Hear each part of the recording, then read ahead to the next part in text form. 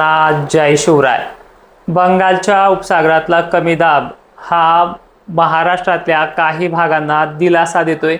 25 आणि 26 मागच्या व्हिडिओमध्ये तुम्हाला जो उल्लेख केला आहे त्या उल्लेखाप्रमाणे आजच्या 25 ऑगस्टच्या संध्याकाळी महाराष्ट्रातल्या कोणत्या जिल्ह्यांना काही प्रमाणात तर काहींना बरा दिलासा मिळू शकतो अशी शक्यता जी आपण वर्तवणार आहे मॅपच्या सहाय्याने त्या देखील भागामध्ये आपण ते पाहू शकतो।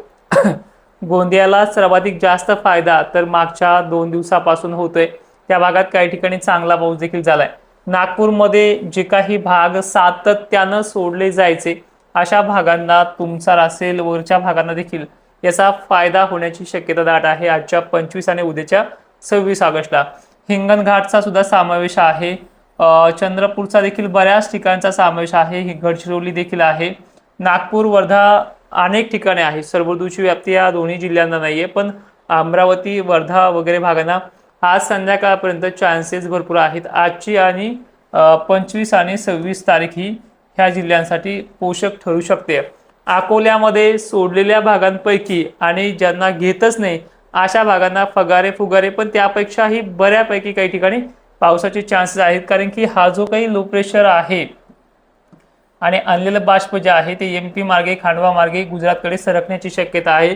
गुजरातपर्यंत जाऊन ते निवळू शकतं, पण जाताना हे जे काही त्याचे टार्गेट एरिया आहेत, अकोला असेल, बुलढाणा जिल्हा असेल, खामगाव आहे, निळ्या रेषेखाली थोडं भागभर आहे, म्हणजे भोकरदन, जाफराबाद, कन्नड, सिल्लोड, इकडे मलकापूर, बोदवड, मेहकर हे जे काही लाल रेषेखाली आणि निळ्या रेषेखाली येणारी शक्यता आहे ती बरी पाहायला मिळते।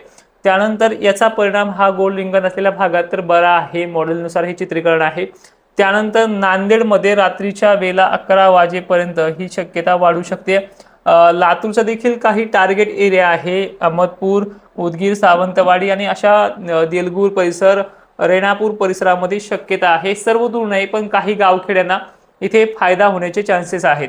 आता हा झाला विदर्भाचा आणि खानदेशचा शेड्यूल, म्हणजे धुळ्यापर्यंत मजल मारेल तो 2 दिवसामध्ये, म्हणजे आजची 25 आणि उद्याची 26 ह्या तारखेपर्यंत।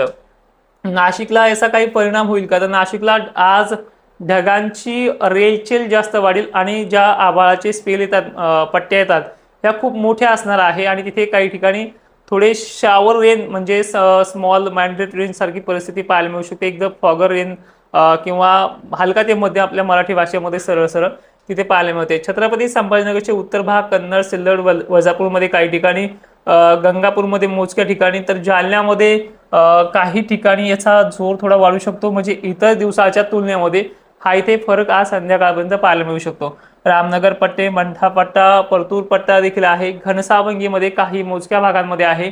बीडमध्ये याचा परिणाम मोठा नाहीये, सोलापूरमध्ये मोठा नाहीये, अहिल्यानगरमध्ये मोठा नाहीये, पण आभाळाच्या फळ्या थोड्या अधिक ह्या 8 दिवसात जेवढ्या नाही आल्या तेवढ्या येण्याची शक्यता दाट आहे। त्यामुळे कदाचित थोडा वाढ इथे पाहायला मिळू शकते, पण सर्वांना हा दिलासा नाहीये।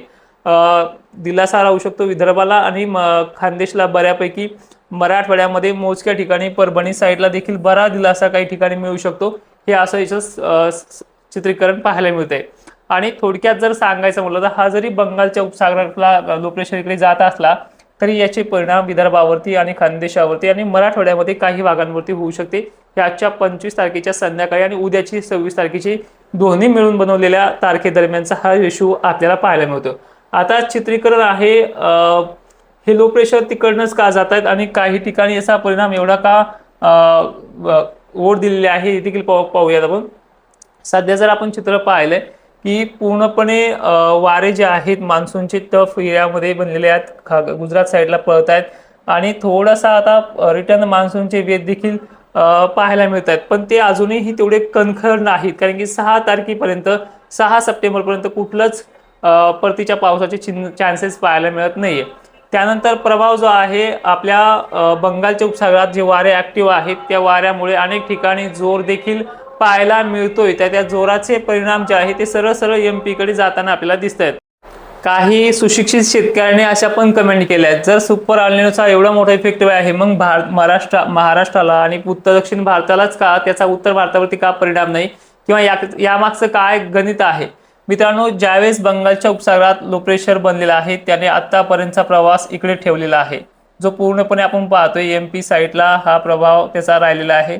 MP मध्ये सर्वदूर नाही पण तिथे सुद्धा अनेक ठिकाणी बरा पाऊस पडतोय, जो महाराष्ट्राच्या आणि इतर राज्याच्या तुलनेमध्ये दक्षिणी भागांच्या तुलनेमध्ये सर्वाधिक जास्त राहिलेला आहे।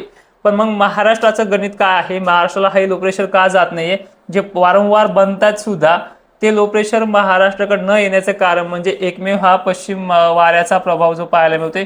हे वारे पूर्णपणे इथल्या भागामध्ये वातावरण सकाळ किंवा संध्याकाळच्या पिरियडला थंड ठेवत चाललेलं आहे। तिथे टेम्परेचर निव्वळ नॉर्मल आहे। IOD सुद्धा याच गोष्टीमुळे पॉझिटिव्ह होत नाही आणि त्याचा प्रभाव इथे पाहायला मिळतो। हे वारे जोपर्यंत ऍक्टिव्ह आहे तोपर्यंत हे सर्व लो प्रेशर्स इकडे जातील। आता पुन्हा सुद्धा 4, 5, 6 ला एक लो प्रेशर महाराष्ट्राकडच्या दिशेने म्हणजे MP आणि महाराष्ट्राच्या बाउंड्रीच्या लगत भागांना सरकताना दिसते। तर त्याचा प्रभाव थोडा आता जसं की हे लो प्रेशर MP कडनं जाते त्याचा थोडासा खाली आहे, जे 5-6 च्या दरम्यान बनणारा लो प्रेशर आहे त्याचा प्रभाव MP आणि महाराष्ट्राच्या बाउंड्रीवरती आहे।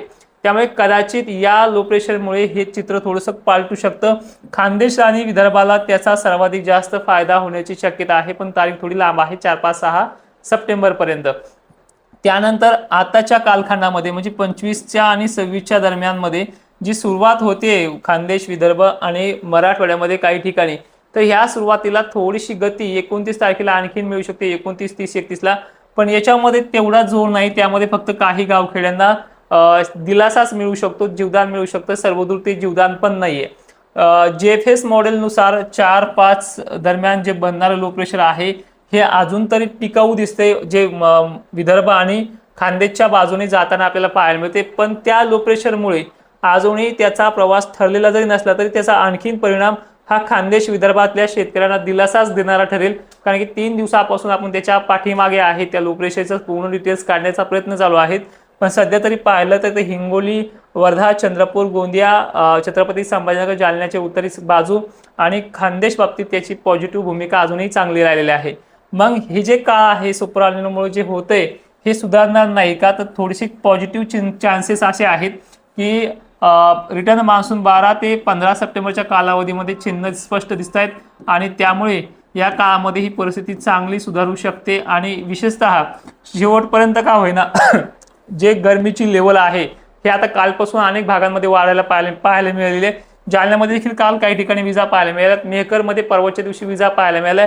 म्हणजे थोडेफार पॉझिटिव्ह चान्सेस असे आहेत की गरमीची लेवल काल पासून 24 तारखेपासून काही ठिकाणी 23 तारखेपासून संध्याकाळची वाढायला लागली। त्यामुळे रात्रीच्या वेळेच्या वातावरणामध्ये थोडा फरक पडायला लागला, जे पूर्वेकडनं ट्रान्सफर होतंय अशा प्रकारे। त्यामुळे जो भाग पूर्व विदर्भ आहे तो विदर्भाला कव्हर करण्यामध्ये आणि मराठवाड्यातल्या नांदेड पट्ट्यापर्यंत, परभणी पट्ट्यापर्यंत कव्हर करण्यामध्ये यश होऊ शकतं। हे 2-3 पॉझिटिव्ह चिन्ह आहेत आणि येणाऱ्या काळामध्ये गरमीची लेवल जर टिकून राहिली तर ढगांचं मल्टिप्लेक्शन कनेक्शन चालू राहील। ढगांमध्ये 80 मायक्रॉन एवढी बाष्पकणांची जाळी जी पाण्याला पोषक राहते ती बनण्याची शक्यता दाट राहते।